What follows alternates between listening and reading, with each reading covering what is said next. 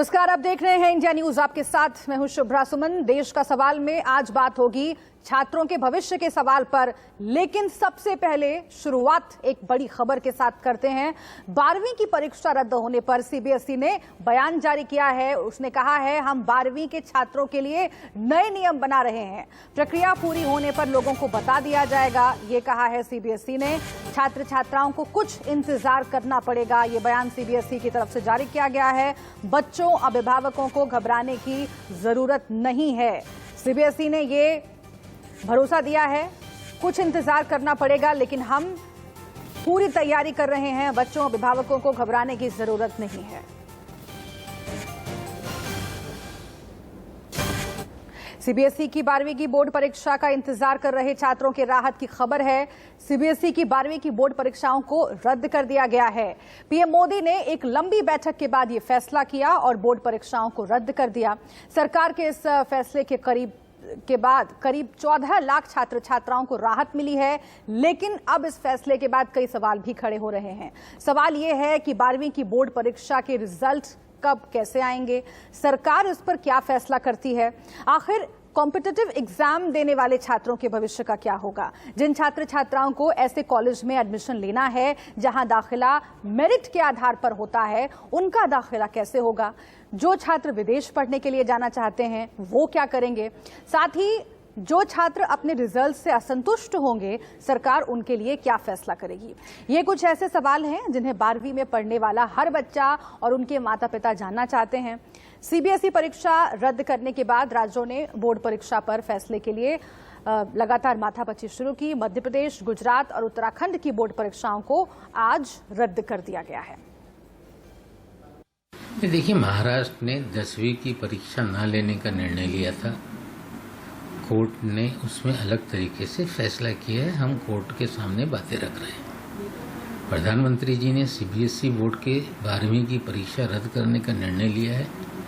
निश्चित रूप से महाराष्ट्र स्टेट बोर्ड की भी 12वीं की परीक्षा होती है। सारी चीज़ों का अभ्यास करके सवाल इसमें यह है कि 12वीं के आधार पर फैकल्टीज तय होती है, उसी के आधार पे मेडिकल के एडमिशन होते हैं, उसी के आधार पे इंजीनियरिंग के एडमिशन होते हैं, मैनेजमेंट स्टडीज़ के एडमिशन होते हैं। तो कैसे ये बच्चों का भविष्य आगे बढ़ेगा, किस तरह से एडमिशन प्रक्रिया होगी, ये सारी चीज़ों का अभ्यास करके महाराष्ट्र बोर्ड के संबंध में राज्य सरकार निर्णय लेगी। जो 12वीं के पेपर हैं उनके बारे में सारी जानकारी देश की लेके और सब जो शिक्षा मंत्री थे उनके सुझाव लेके और सारी बैठक करने के बाद उन्हें जो पेपर थे वो कैंसिल कर दिए। कोरोना की सारी स्थिति को देखते, बच्चों के स्वास्थ्य की चिंता करते उन्होंने 12वीं का पेपर स्थगित कर दिया। और अब उसके बारे में किस प्रकार से निर्णय लिया जाएगा वो भी विचार विमर्श करके उसके बाद निर्णय लिया जाएगा कि किस प्रकार से इंटरनल असेसमेंट से लेंगे निर्णय, क्या लेंगे, तो वो अभी लेना है निर्णय। तो उसके बारे में भी नहीं है, क्योंकि अभी तक तो यही खबर आई है, तो उसके बारे में विचार करके उसके बाद निर्णय लेंगे। तो मध्य प्रदेश में हम कई विकल्पों पर लंबे समय से विचार कर रहे थे। हमारी पूरी तैयारी थी कि भाई हम परीक्षाओं का किस विकल्प पर हम विचार करें और परीक्षा किस प्रकार से आयोजित करें। लेकिन क्योंकि भारत सरकार की ये निर्णय हुआ है, इसको भी हम ध्यान में रखते हुए आगे के कुल मिलाकर जो सारे विकल्प है उनमें इसको भी रख के हम विचार कर रहे हैं। अब आपको आइए सुनवाते हैं कि 12वीं की बोर्ड परीक्षा रद्द होने पर हिमाचल के शिक्षा मंत्री गोविंद सिंह ठाकुर का क्या कहना है। भारत के प्रधानमंत्री नरेंद्र मोदी जी की अध्यक्षता में बैठक हुई है और जिस बैठक पर आने वाले दिनों में जो सीबीएसई की परीक्षाएं होनी थी उस सब पर चर्चा की गई है। और उसमें प्रधानमंत्री जी ने ये कहा है कि पढ़ाई आवश्यक है, लेकिन उन सबसे महत्वपूर्ण है कि बच्चों की सेहत और उनके जीवन की सुरक्षा। और इस सारी बात को लेकर के उन्होंने कहा है कि हम जो सीबीएसई की परीक्षाओं को हम रद्द करेंगे और उसके साथ उन बच्चों को प्रमोट करेंगे। तो ये बात कही। और हिमाचल प्रदेश का भी अभी हम जो केंद्र सरकार ने उसमें एग्जैक्टली क्या क्या चीज़ कही है उस सब का अध्ययन कर रहे हैं। और 5 तारीख को कैबिनेट है और या तो उससे पहले या 5 तारीख को हम इसमें फाइनल निर्णय अपना दे देंगे।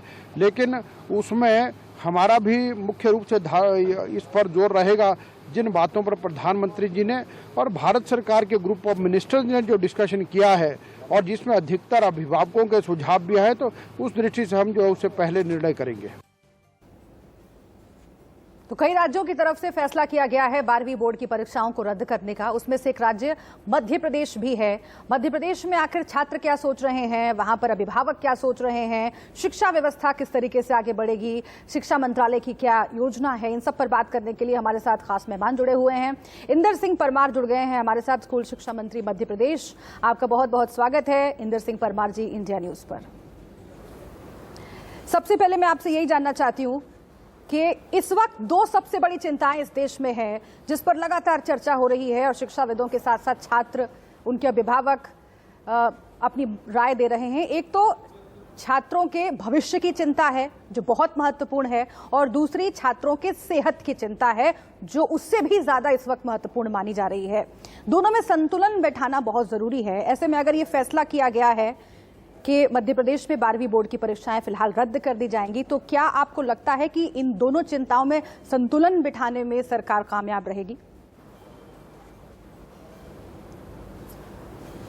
निश्चित रूप से बच्चों की सुरक्षा महत्वपूर्ण है। उसी को ध्यान में रखते हुए हमारे मुख्यमंत्री जी ने एक बड़ा निर्णय किया है जिसका प्रदेश के सभी वर्ग के लोगों ने स्वागत किया है। हम सब जानते हैं कि कोरोना की जो परिस्थितियां हैं वो अभी सामान्य नहीं हुई है, कम हुआ है लेकिन सामान्य नहीं हुई है। मध्य प्रदेश भी इसी प्रकार की स्थिति में है। ऐसे में हमने बहुत सोच विचार करके ये निर्णय किया है, पहले विद्यार्थियों की सुरक्षा, उसके बाद उनका कैरियर, और कैरियर हम आगे भी ठीक कर सकते हैं, इस मान्यता के साथ में हमने बड़ा निर्णय किया है। मैं समझता हूँ आज के परिप्रेक्ष्य में यही एक सबसे अच्छा निर्णय था।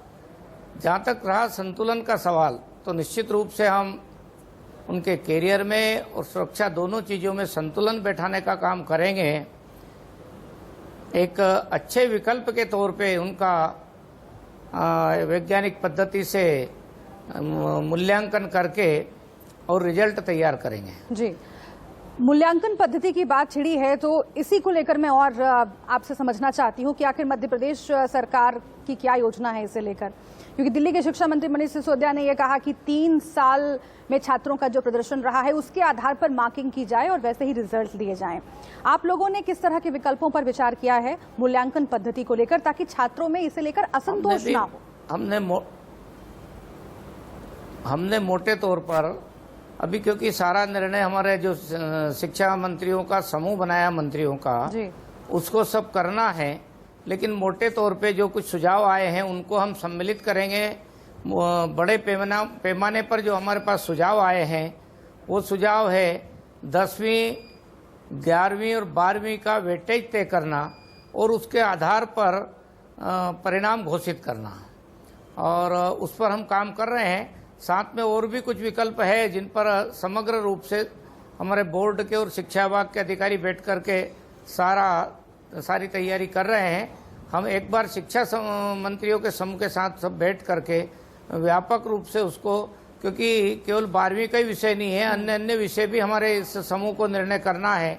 कॉलेज शिक्षा है, तकनीकी शिक्षा है, मेडिकल शिक्षा है, आयुष शिक्षा है, तो एक तालमेल के साथ में, क्योंकि एक दूसरे से सब जुड़े हुए हैं, सबकी परीक्षाओं का कहीं न कहीं 12वीं की परीक्षाओं से विषय बनता है, इसलिए एक सामूहिक निर्णय हम सबके सामने रखने वाले हैं। जी, और भी चिंताएं हैं छात्रों की, उस पर मैं आऊंगी परमार साहब, लेकिन अगला सवाल मेरा उन छात्रों के संबंध में है जो चाहते थे कि परीक्षाएं हो, क्योंकि एक बड़ा तबका छात्रों का ये चाहता रहा, उनके अभिभावक ये चाहते रहे कि परीक्षाएं रद्द होनी चाहिए, क्योंकि इससे छात्रों की सेहत को खतरे में डालना, इस तरह का हो जाएगा ये पूरा मामला।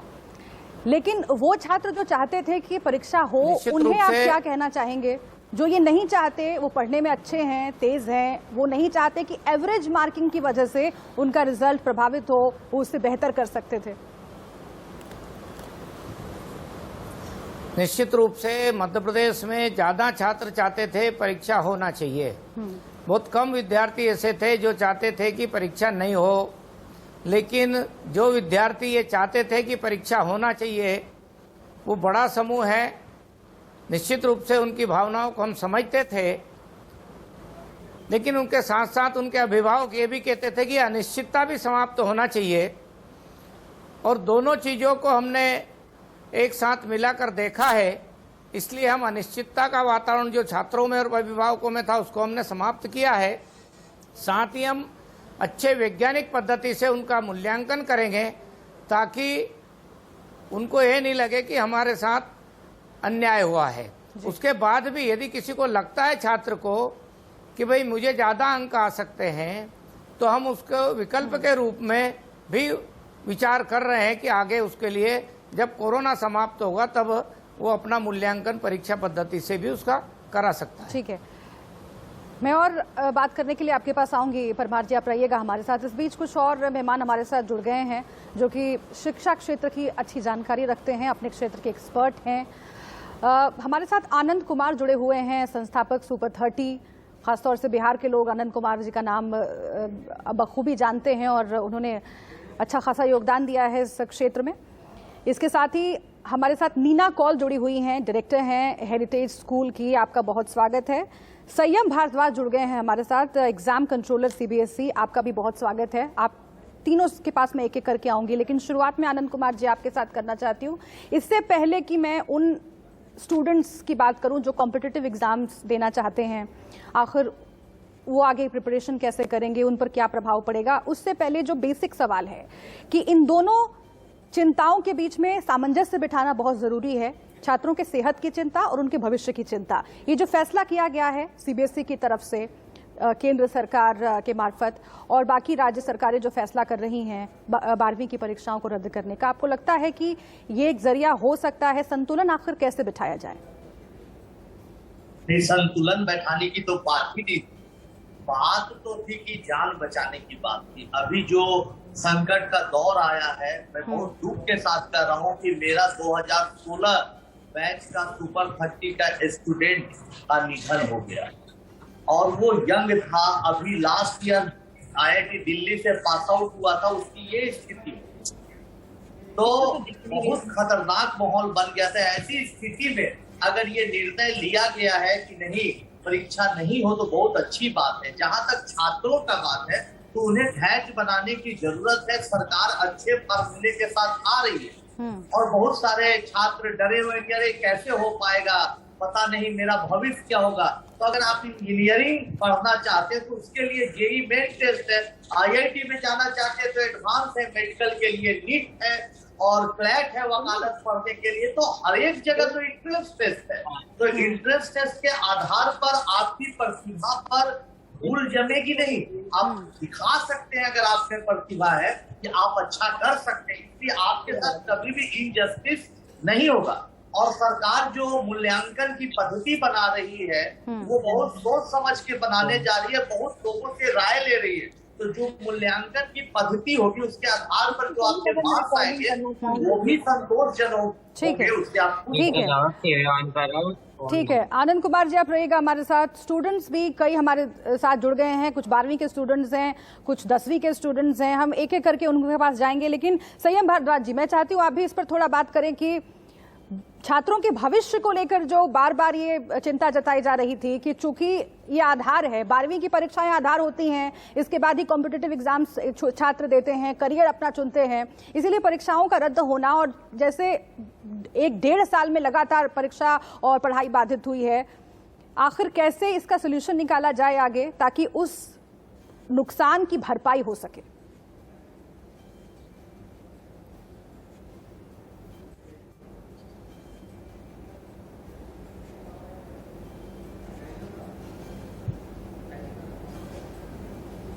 संयम जी, आप मुझे सुन पा रही हैं? जी बोलिएगा प्लीज। जी संयम भारद्वाज जी, आपसे यही सवाल है कि आखिर जो नुकसान हुआ है और इस बार फिर से एक बार रद्द करनी पड़ी हैं परीक्षाएं, इसकी भरपाई करने के लिए आखिर क्या रोड मैप होना चाहिए, पहला, और दूसरा मूल्यांकन पद्धति क्या हो? इन दोनों सवालों का जवाब दीजिए, उसके बाद मैं स्टूडेंट्स के पास जाऊंगी, वो वेट कर रहे हैं सवाल पूछने के लिए। आपकी आवाज ब्रेक होकर आ रही है और दूसरी आवाज आ रही है यहाँ पर। ठीक है सर, मैं इसे ठीक करवाती हूँ, आप प्लीज लाइन पर रहिएगा। ये दिक्कत टेक्निकल फॉल्ट है, इसे ठीक हम करवा रहे हैं। लेकिन इस बीच नीना कौल जी का हम रुख कर लेते हैं। नीना कौल जी, आप डायरेक्टर हैं हेरिटेज स्कूल। बच्चों के भविष्य को लेकर लगातार जो चिंता जताई जा रही है और एग्जामिनेशंस के रद्द होने की वजह से उस पर और ज्यादा ग्रहण लग जाता है, लेकिन अभी जरूरी है क्योंकि छात्रों की सेहत की बात है और वो प्राथमिकता है। ऐसे में आगे का रोड मैप क्या होना चाहिए मूल्यांकन के संदर्भ में, जिससे छात्रों में कोई असंतोष ना हो, और दूसरा जो नुकसान हुआ है उनकी पढ़ाई का, उसकी भी भरपाई की जा सके। नीना जी। ये सबसे पहले तो मैं ये बोलूंगी कि जो भी डिसीजन ये आया है ये बहुत बेहतरीन डिसीजन है, और मैं हमेशा मेंटेन करती हूँ कि बच्चे हमारी नेशनल प्रॉपर्टी है, बच्चे हमारी इन्वेस्टमेंट है, हमारे फ्यूचर पे इन्वेस्टमेंट है। अगर इनकी ये सेफ है तो सब कुछ सेफ है, करियर सब कुछ अपनी जगह पे है, और इनकी वो चिंता बच्चे हम आगे क्या करेंगे वो किसी हद तक जायज है।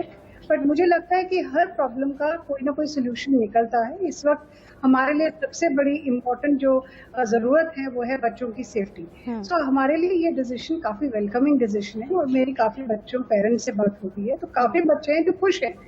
अब रह गई उन बच्चों की बात जो वरी करते हैं कि हमारे साथ क्या होगा या जस्टिस होगी या नहीं होगी। मुझे लगता है कि बच्चों ने थ्रू अपने पूरे साल में काम किया है, कहीं पे उन्होंने अपना पूरा फोकस दिया है, प्रोजेक्ट्स लिए, काम किया है, असाइनमेंट्स किए हैं, तो आई डोंट थिंक उनको बहुत इसमें टेंशन लेने की जरूरत है। और मुझे लगता है कि हमारा सीबीएसई क्वाइट कॉम्पिटेंट है, उन्होंने 10th के लिए भी बहुत अच्छे सोल्यूशंस दिए हैं। जो हमने जब अपना रिजल्ट असेस किया, पिछले 3 साल का रिजल्ट असेस किया, तो इतना कोई शार्प डिफरेंस नहीं है। ऐसा कुछ नहीं है कि हमें प्रॉब्लम होगी या हमें नहीं समझ आ रहा है या कोई पैरिटी नहीं नजर आ रही है, हमको बिल्कुल पैटर्न बड़े क्लियर नजर आते हैं। तो ये मुझे पूरी अच्छा, मैं आपसे ये समझना चाहती हूँ मीना जी, उसके बाद मैं बच्चों के पास जाऊंगी। ऑनलाइन एग्जामिनेशन क्या एक विकल्प हो सकता था क्या? सिर्फ इस वजह से क्योंकि रिसोर्सेज हमारे देश में, हमारे राज्यों के पास कम है, इंटरनेट नहीं है कहीं पर छात्रों के पास, अगर इंटरनेट है तो लैपटॉप नहीं है, कंप्यूटर नहीं है, इस वजह से क्या सिर्फ हम ऑनलाइन एग्जामिनेशन की तरफ नहीं जा पाए? कि अगर ये होता है, अगर आगे भी ऐसी स्थिति बनती है, तो क्या हमें पूरे इंफ्रास्ट्रक्चर को इतना मजबूत बनाना चाहिए ताकि वो भी एक विकल्प हो हमारे साथ? देखिए, पहली बात तो सबसे बड़ा सवाल तो ये है कि आज हमारे ऊपर एक विपदा आई है, तो हम एग्जामिनेशन सिस्टम के ऑल्टरनेट तरीके निकाल रहे हैं। बट रियलिटी तो ये है कि एग्जामिनेशन सिस्टम को ही रिव्यू करने की जरूरत है कि हमारा जो फोकस होता है वो खाली एक लास्ट बोर्ड के एग्जाम पे ही क्यों होता है, जिसकी वजह से वो एक दिन का एग्जाम एक बच्चे की लाइफ टाइम सेंटेंस हो जाता है, जजमेंट हो जाती है। अगर हमारे बच्चे कंटिन्यूसली पढ़ रहे हैं, जॉयफुली पढ़ रहे हैं, तो एक एग्जाम उनका फ्यूचर या उनकी डेस्टिनी तो नहीं लिख सकते। ठीक है। और मैं इन दो चीजों को अलग तरीके से देखती हूँ कि उसको ये एक बड़ा डिस्कशन है, लार्जर डिस्कशन है, नेक्स्ट टाइम कि हम लोग इस पर रिफ्लेक्ट करें, हमारे जो अथॉरिटीज हैं वो रिफ्लेक्ट करें, एज एजुकेटर्स हम इस पर रिफ्लेक्ट करें। मैं आती हूँ, मैं आपके पास थोड़ा सा वक्त मेरे पास कम है, जल्दी मैं चाहती हूँ कि ओपनिंग रिमार्क जरूर ले लूँ। संयम जी के पास में जाना चाहती हूँ, अगर आपको मेरी आवाज आ रही हो संयम जी। मुझे आ रही है जी। अभी इंदर सिंह परमार जो स्कूल शिक्षा मंत्री है मध्य प्रदेश के, उनसे मेरी बात हो रही थी, उन्होंने ये कहा कि एमपी में बहुत सारे ऐसे बच्चे थे, ज्यादातर बच्चे चाहते थे कि एग्जामिनेशन हो, वो बच्चे जिन्हें लगता है कि मूल्यांकन की वजह से उनके मार्क्स कम हो जाएंगे, एवरेज मार्किंग का खतरा उनको सता रहा है, उनके लिए आप क्या कहना चाहेंगे? किस तरीके की मूल्यांकन पद्धति हो ताकि ये जो आशंकाएं हैं छात्रों के मन में, उससे निजात मिल सके? देखिए, बहुत महत्वपूर्ण बात यह है कि ऐतिहासिक फैसला बच्चों के स्वास्थ्य को ध्यान में रखकर किया गया है। जब ये फैसला किया गया है तो आप किसी भी स्तर पर अगर कोई भी फैसला लेंगे तो वहां दो पार्टियां जरूर होंगी, दो वर्ग जरूर होंगे, दो पक्ष जरूर होंगे। जो ये कहेगा कि ऐसा होना चाहिए, दूसरा कहेगा नहीं होना चाहिए। जो निर्णय यहाँ पर है, इस समय मैं ये कहूंगा कि कंट्री का सबसे महत्वपूर्ण निर्णय है और बहुत ही अच्छे तरीके से इस निर्णय को लिया गया है। सारी राज्य सरकारें इस निर्णय का स्वागत कर रही हैं, सारे बच्चे स्वागत कर रहे हैं, सब लोग स्वागत कर रहे हैं। विशेष बात यह है कि बच्चों के मन में एक डर है कि हमारा जो परफॉर्मेंस एग्जाम देकर बेटर हो सकती वो अब नहीं होगी, या हमको एग्जाम देना चाहिए था। हम ये कहते हैं कि आज की परिस्थितियों में हमने ये कैंसिल किया, अब एक किसी नई पद्धति से हम बच्चों का असेसमेंट करेंगे। बिल्कुल, असेसमेंट पद्धति पर हम आगे बात करेंगे, मूल्यांकन पद्धति आखिर क्या हो। अलग अलग रोड मैप हैं, अलग अलग योजनाएं हैं, लेकिन उसे लागू कैसे किया जाए, क्योंकि बहुत सारी चिंताएं, आशंकाएं छात्रों के जहन में है और कई छात्र हमारे साथ जुड़ गए, टीवी स्क्रीन पर दर्शक देख पा रहे हैं, उनके सवाल हम जरूर लेंगे। और मैं फिर से एक बार आनंदन जी आपके पास भी आऊंगी, नीना जी आपके पास भी आऊंगी। छोटे से ब्रेक के लिए रुक रहे हैं, ब्रेक के बाद वापस आते हैं, इस चर्चा को आगे बढ़ाते हैं, क्योंकि बहुत जरूरी है। और सबसे बड़ा सवाल आज देश का यही है कि छात्रों का भविष्य खतरे में ना हो, करियर उनका खतरे में ना हो और किसी भी तरह का जो नुकसान हुआ है पढ़ाई में उसकी भरपाई हो सके। आप बने रहिए हमारे साथ, देखते रहिए इंडिया न्यूज।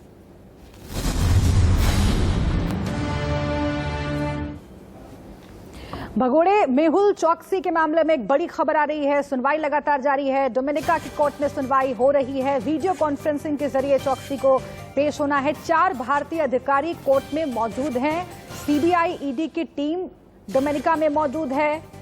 इस वक्त की बड़ी खबर आपको बता रहे हैं। वीडियो कॉन्फ्रेंसिंग से चौकसी पेश होने वाला है। 4 भारतीय अधिकारी कोर्ट में मौजूद हैं। सीबीआई ईडी की टीम डोमिनिका में मौजूद है। लगातार मेहुल चौकसी पर शिकंजा कसता चला जा रहा है और ये सुनवाई बहुत महत्वपूर्ण।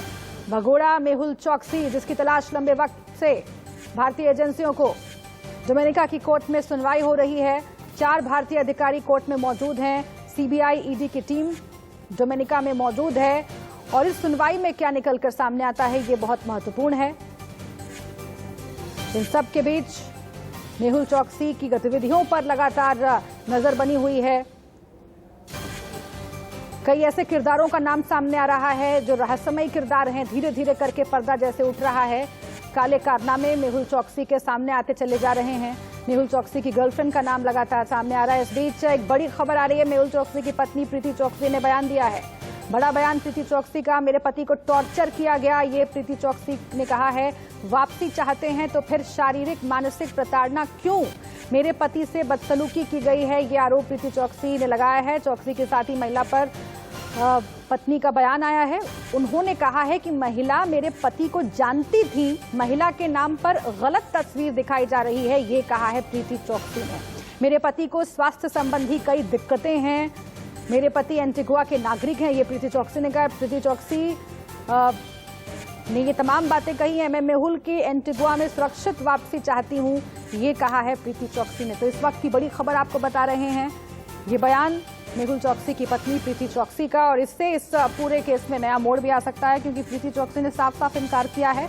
जिस महिला की बार बार बात हो रही है, प्रीति चौकसी का ये कहना है कि वो मेरे पति को जानती थी, लेकिन गलत तस्वीर के साथ उस महिला को दिखाया जा रहा है, गलत तस्वीर पेश करने की कोशिश की जा रही है, ये कहा है प्रीति चौकसी ने। और इसके साथ एक बड़ा आरोप कि मेरे पति को टॉर्चर किया गया है, अगर वापसी चाहते हैं तो फिर मानसिक शारीरिक प्रताड़ना क्यों दी जा रही है, ये सवाल प्रीति चौकसी ने पूछा है। तो इस वक्त की बड़ी खबर आपको बता रहे हैं। मेहुल चौकसी के इस पूरे मामले पर पूरे हिंदुस्तान की निगाहें लगी हुई हैं, क्योंकि भ्रष्टाचार का मामला, बड़ा मामला, हाई प्रोफाइल मामला, और क्या सजा दी जाए मेहुल चौकसी को। लेकिन वो होगा तब जब प्रत्यर्पण होगा।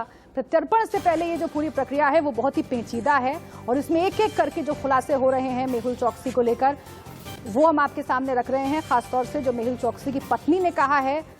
अब ये जो कहा जा रहा है कि मेरे पति को टॉर्चर किया गया है, क्या किसी तरह का हथकंडा है? क्योंकि वो कह रही हैं कि अगर वापसी चाहते हैं तो फिर क्यों टॉर्चर किया जा रहा है मानसिक और शारीरिक तौर पर। लगातार उनकी गर्लफ्रेंड का, मेहुल चौकसी की गर्लफ्रेंड का नाम सामने आ रहा था। मेहुल चौकसी की पत्नी ने कहा है कि वो गर्लफ्रेंड नहीं है, गलत तस्वीर पेश की जा रही है और वो महिला जानती जरूर थी मेरे पति को, लेकिन जो दिखाया जा रहा है वैसा नहीं है। लेकिन इन सब के बीच हम आपको दिखा रहे हैं कि क्या ये पूरा मामला, प्रत्यर्पण की कोशिश लगातार मेहुल चौकसी की हिंदुस्तान में हो रही है। 23 मई को एंटीगुआ से गिरफ्तार हुआ मेहुल चौकसी और उसके बाद से ही जो कार्रवाई चल रही है, एक तस्वीर भी मेहुल चौकसी की वायरल हुई जिस वक्त वो पुलिस की गिरफ्त में था। लेकिन इन सब के बीच बड़ा सवाल ये कि आखिर आगे की कार्रवाई क्या होगी। भगोड़े मेहुल चौकसी पर सुनवाई इस वक्त चल रही है। डोमिनिका की कोर्ट में वीडियो कॉन्फ्रेंसिंग के जरिए चौकसी को पेश होना है। 4 भारतीय अधिकारी कोर्ट में मौजूद हैं। सीबीआई ईडी की टीम डोमिनिका में मौजूद है। तो देखिए, ये पूरा जो मामला है हम आपको क्रोनोलॉजी इसकी दिखा रहे हैं। और इन सब के बीच प्रीति चौकसी, जो मेहुल चौकसी की पत्नी है, उन्होंने कहा है कि मैं एंटीगुआ सुरक्षित वापसी अपने पति की चाहती हूँ। महिला मेरे पति को जानती थी, लेकिन महिला के नाम पर एक गलत तस्वीर पेश करने की कोशिश की जा रही है और उसे मेहुल चौकसी की पत्नी नकार रही हैं। स्वास्थ्य संबंधी दिक्कतें हैं मेहुल को, ये कहना है उनकी पत्नी का। मेरे पति एंटीगुआ के नागरिक हैं, प्रीति चौकसी ने ये कहा है। और सही सलामत वापसी हो जाए एंटीगुआ, ये मैं चाहती हूं, ये प्रीति चौकसी ने कहा है। तो ये बड़ी खबर हम आपको बता रहे हैं।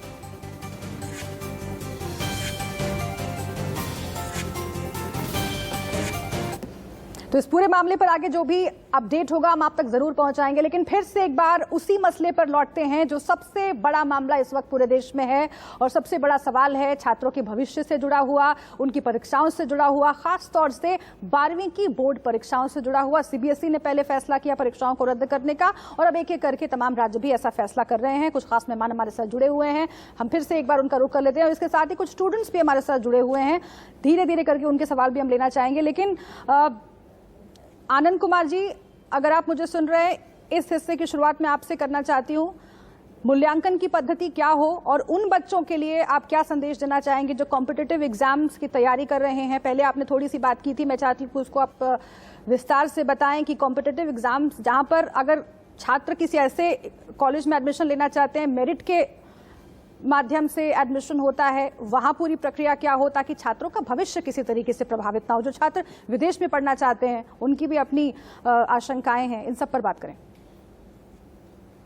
आपने कहा सबसे बड़ी बात तो पहले बच्चों में थी कि क्या होगा, नहीं होगा, परीक्षा रद्द होनी चाहिए, कैंसिल होनी चाहिए। अब जब परीक्षा कैंसिल हो गई तो दूसरा सबसे बड़ा सवाल बच्चों के सामने उभर के आया कि अब भविष्य में क्या हो गया, कैसे मूल्यांकन होगा, असेसमेंट का क्या होगा, नंबर कितने मिलेंगे।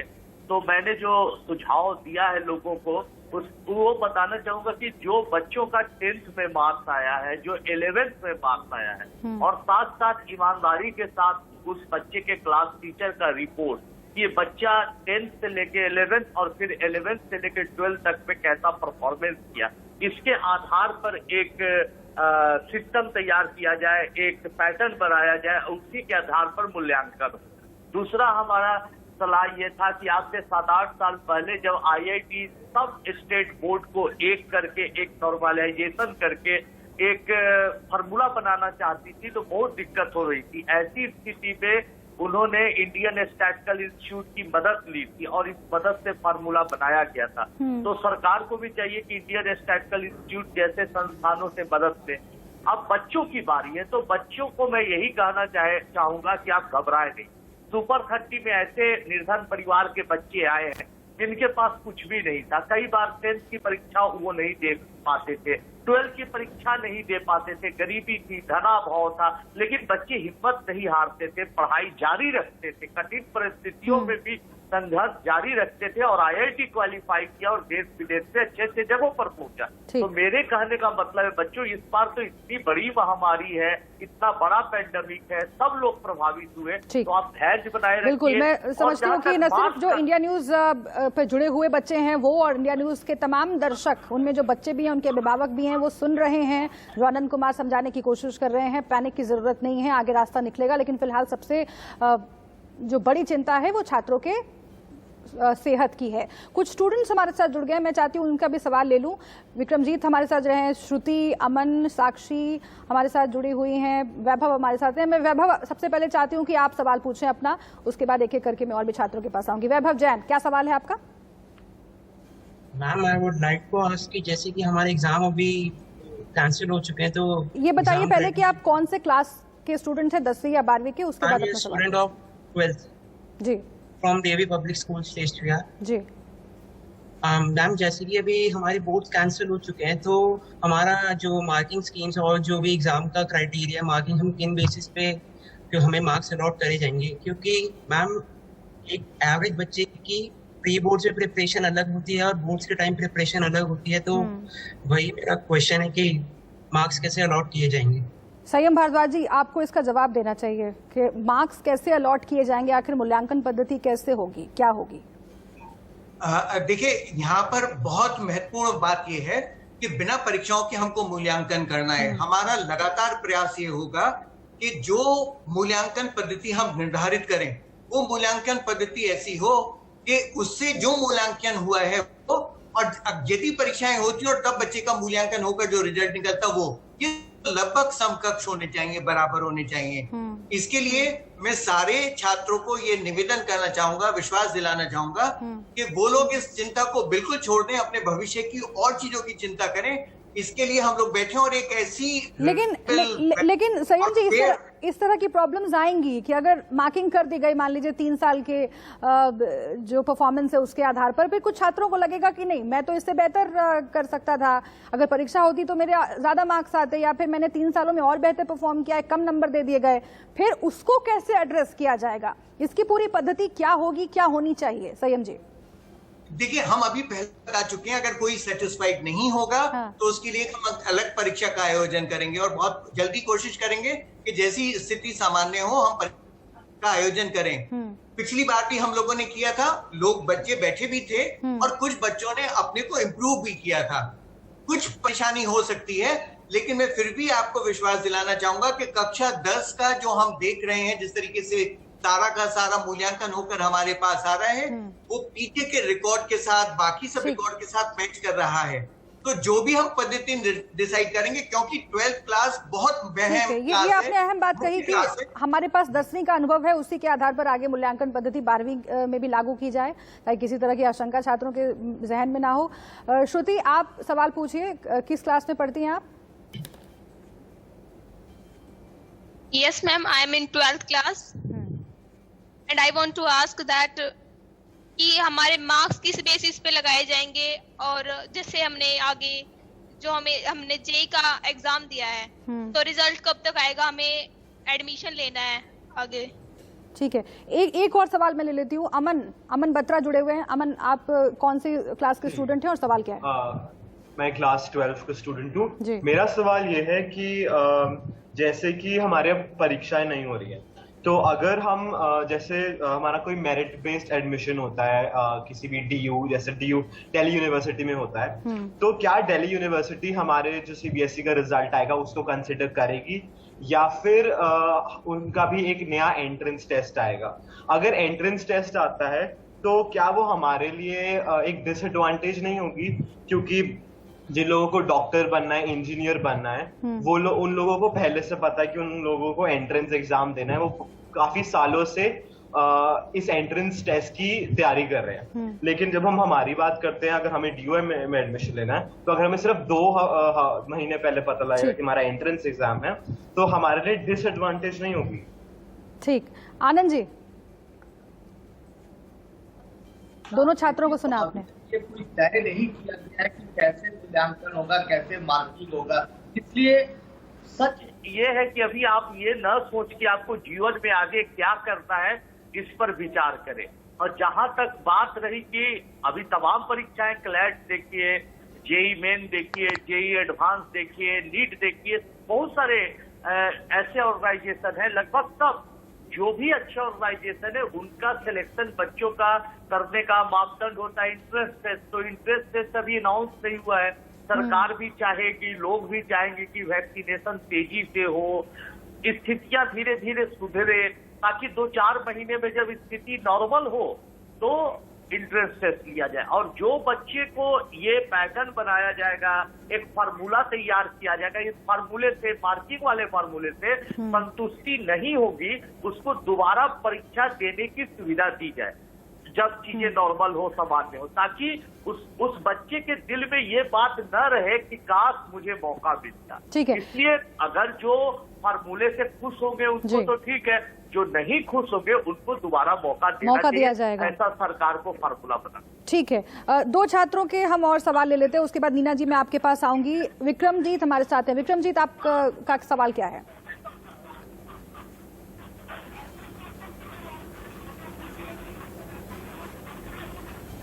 अच्छा, श्रुति से हमने सवाल लिया। श्रुति से हमने सवाल ले लिया। साक्षी, आपका क्या सवाल है?